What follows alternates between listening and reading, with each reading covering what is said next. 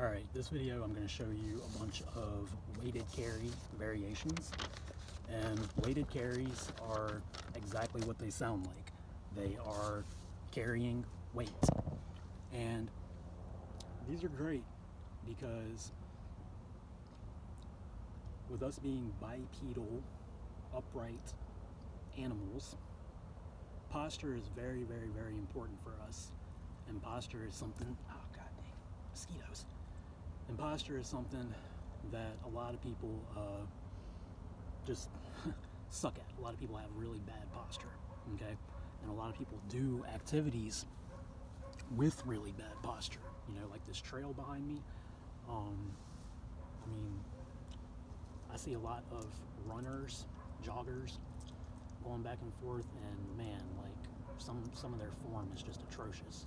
You know, they're all hunched over and stuff, like, so posture is very important for us. And these weighted carries, they sort of force you to, you know, figure out good posture, because if you're not able to establish and maintain good posture, you know, you're gonna either hurt yourself or you're just gonna have a really, really, really difficult time with these carries. All right, so anyway, we're gonna go ahead and get to it. I have kettlebells and a big dumbbell back there. I know that you don't have kettlebells, but you know, it's the same thing. You know, just hold a dumbbell. So the first one that I'm going to show you is just a traditional farmer's walk. It's just the most basic weighted carry that you can do. However, I'm going to knock out two birds with one stone, and I'm going to show you an offset version of a farmer's walk. So normally with a farmer's walk, you pick up two implements, two of the same implements, one for each hand, and you walk, okay? With an offset farmer's walk, you do the exact same thing. It's just that one weight is going to be heavier than the other and or different. So, you know, maybe maybe you're doing a dumbbell in one hand and you're doing like a milk jug in the other hand filled up with, you know, rocks or something. Or like you're doing a sandbag in one hand and a dumbbell in the other, but they weigh the same weight or something. So anyway, I'm going to show you an offset farmer's walk. I'm going to do it with a 75-pound dumbbell and a 50-pound dumbbell, and I'll tell you why I'm telling you the weights in a second. So offset farmer's walk, this would be just a regular farmer's walk if the weights were equal, all right?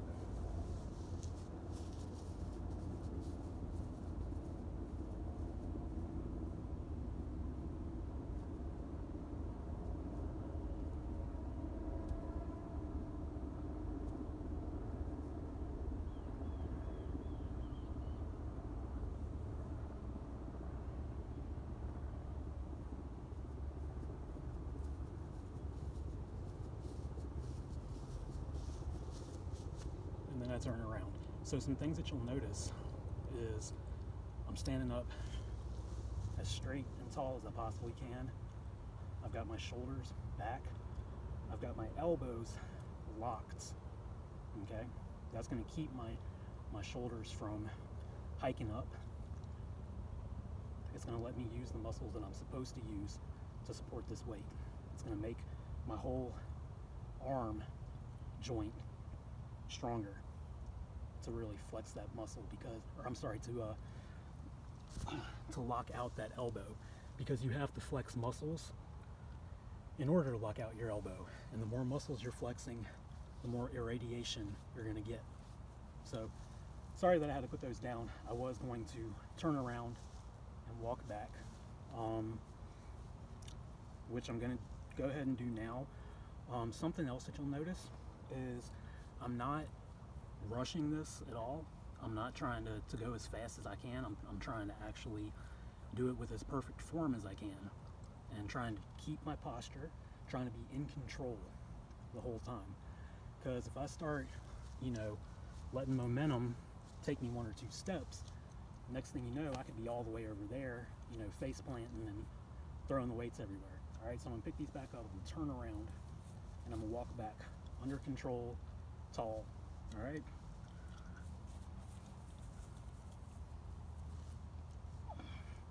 So we go step, step, step, turn around.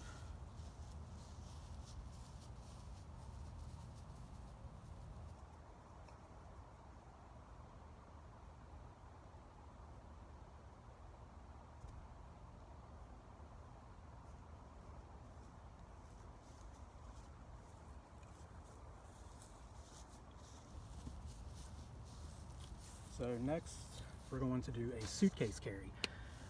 All right, so the reason that I was telling you the weights that I was using earlier is to give you an idea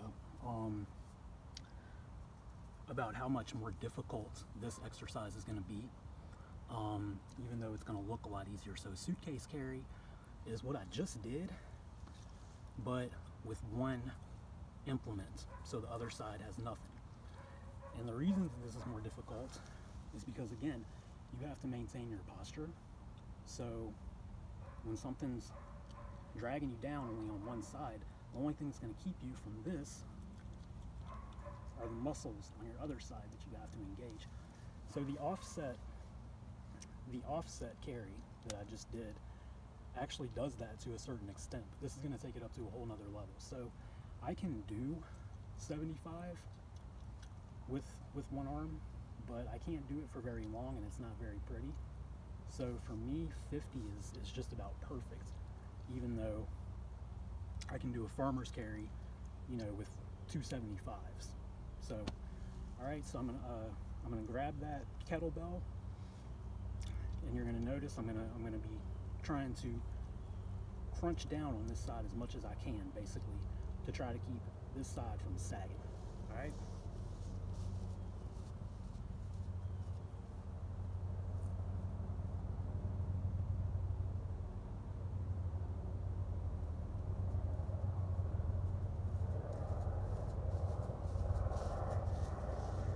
My arm out here for like a counter balance, that's fine. This is a gradation. I'm flexing this arm, so I'm creating more stability with what I'm doing here.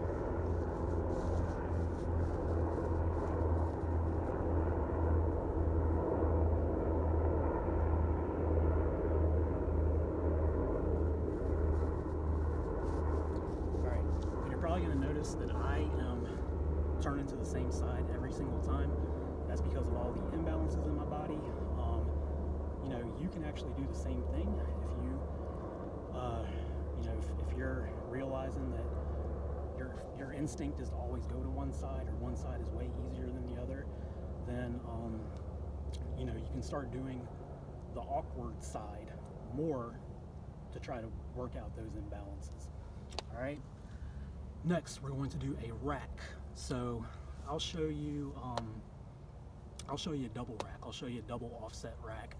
You can do this with dumbbells as well. You're just gonna hold the dumbbells and you're gonna get them up here, ow, and you're gonna hold them on your shoulders like this.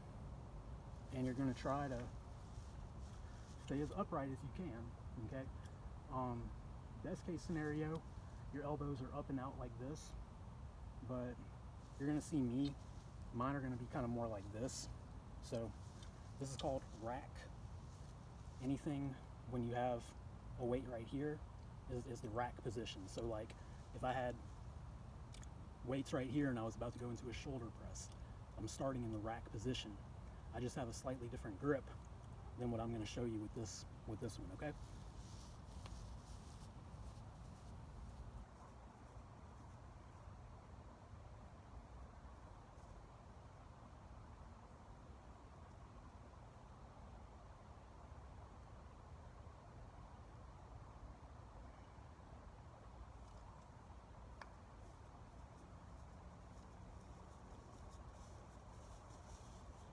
So I'm taking care to really flex these muscles up here to try to keep these dumbbells or these kettlebells as still as possible. So, you know, you're gonna figure out what works best for you. If you play around with this enough in your dumbbells, you know, you'll find a a manageable way to put them on your shoulders. And god damn it, these fucking mosquitoes, bro. God, I'm sorry. You know, you'll figure out the best way for them to for the dumbbells to fit on your shoulders and for you to be able to hold them in a position that, you know, gives you good posture. Okay, so I'm gonna rack them back up. And actually, while I'm still here, the next one that I'm going to show you is an overhead. So I'm going to do the rack, walk back, and then I'm going to do an overhead. I'm just going to do it with one, but you can do it with two if you want. You can do it with two and an offset. Actually, I might do it with two. Let me see.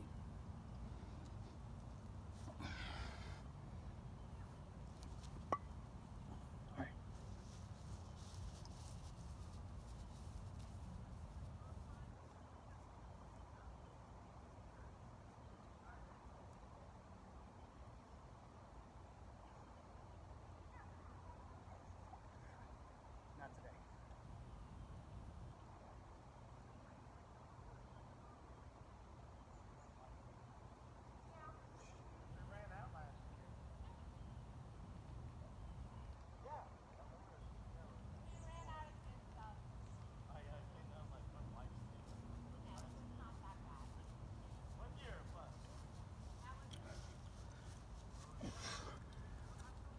Sorry, it took me a few tries to get that. I already worked my shoulders out a lot today.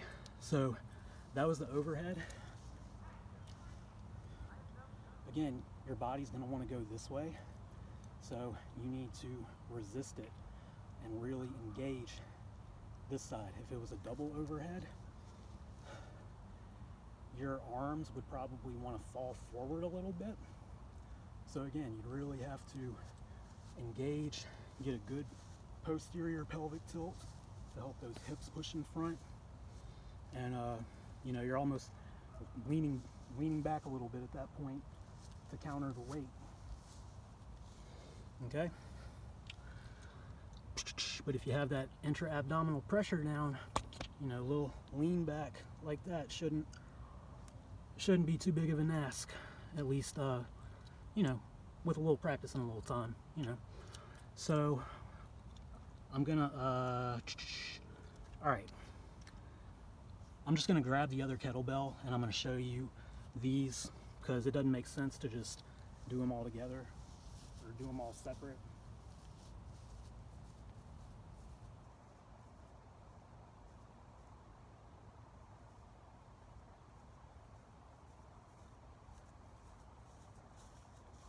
Okay, so we have a down and rack, a down and overhead, a rack and overhead. Okay, so I'm just going to show you all three of those all together. So here we go. Down and rack. I got one down. God damn it. Sorry. Got one down, one racked. Walk, walk, walk. Okay. Down and overhead would be like that. Boop, boop, boop, boop. That one's really difficult. And then rack and overhead. So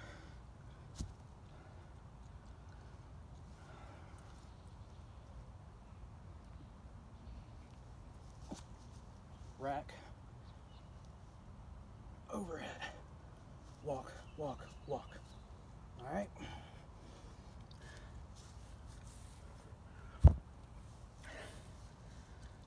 All right, so the next one I'm going to show you is the commando.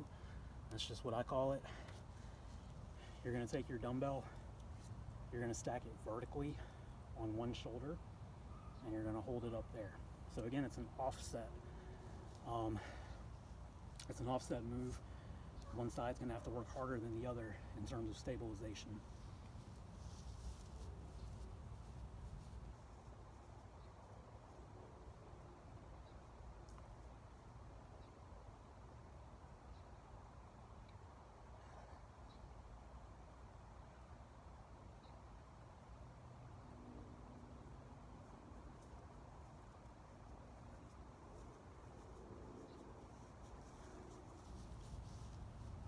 All right, so that's that.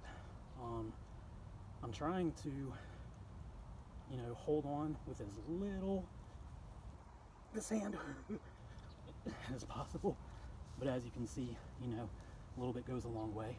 But I'm barely like fingertip touching. I don't know if you can see, I'm barely fingertip touching with my right hand. The majority of it is being held on my shoulder. Okay. Next one I'm going to show you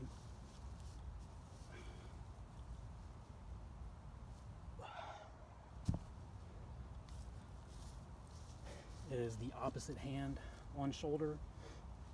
So I'm going to get the dumbbell up. I'm going to put it on one shoulder. The opposite hand is going to secure it. I'm going to irradiate with this arm. I'm going to flex and create more stability on this side as a result. Okay? Because if I'm not flexing, chances are I'm going to sag over to the side. So this is opposite hand on shoulder.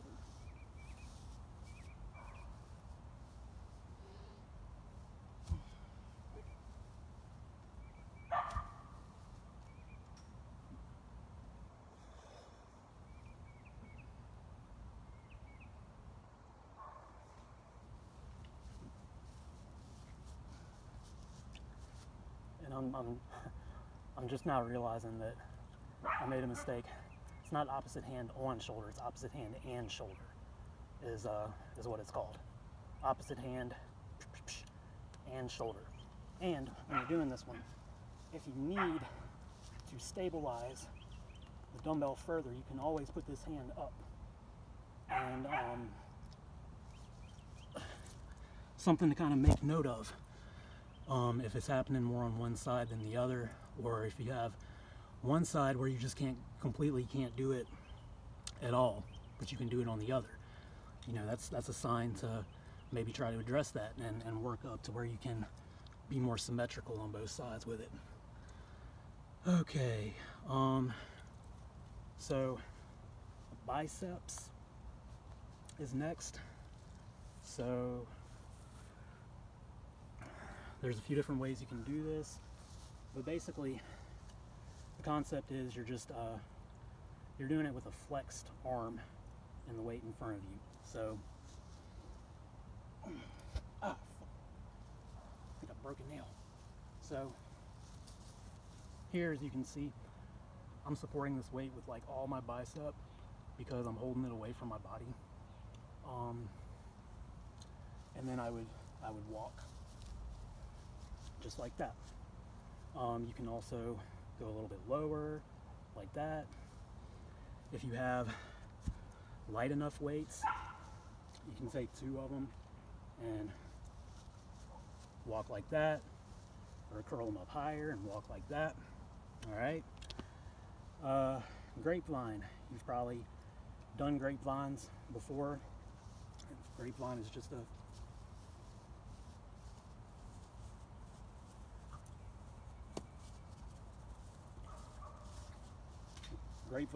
a side step with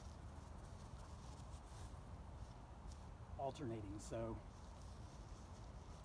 if I'm traveling to my right, my left is going to go in front, and then my right's going to go to the right, my left is going to go behind, and then my right's going to go to the right. In front, to the right, behind, to the right.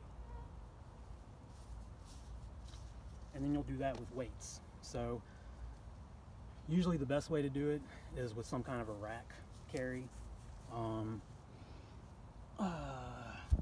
Let's see. So maybe I could just put this in a neutral rack.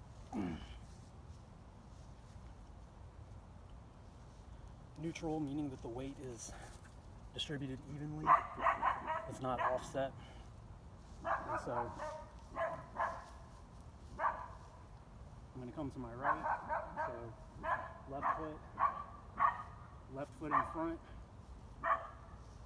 right foot, left foot behind, right foot. And then when I want to go back, so this time I'm going to go to the left.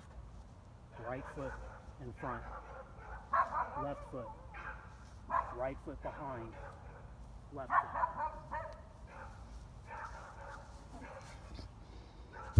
Alright.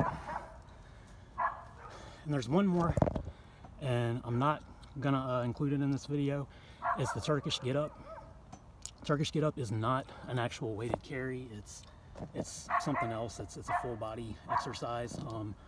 You could even use it as one of your cardio moves, to be honest with you.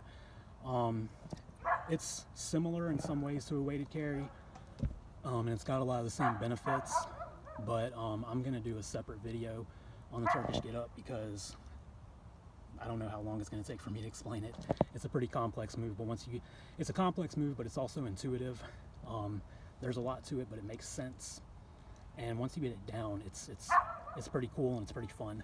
So that's all for the weighted carries. Jesus, I'm gonna get away from these fucking mosquitoes. God damn.